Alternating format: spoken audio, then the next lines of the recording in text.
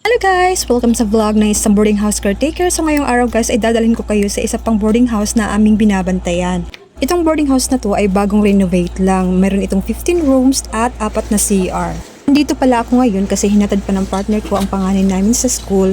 Araw-araw kasi ay nagpapaigib kami ng tubig sa mga boarders. Yung partner ko dito, tapos ako naman dun sa kabilang boarding house. Pero ngayong araw ay walang tubig na umakyat dun sa kabilang boarding house. Kaya naman andito ako ngayon nagbabantay kasi dito mas malakas ang tubig. Basta mahina talaga ang tubig ay hindi nakakahigop ang water pump namin dun sa kabila. So mabuti na lang dito ay okay yung water pump. Kung nagtataka kayo kung bakit kailangan naming bantayan ang mga boarders habang nag-iigib ay kasi hindi kasama sa kanilang renta o binabayaran nilang upa ang tubig dito.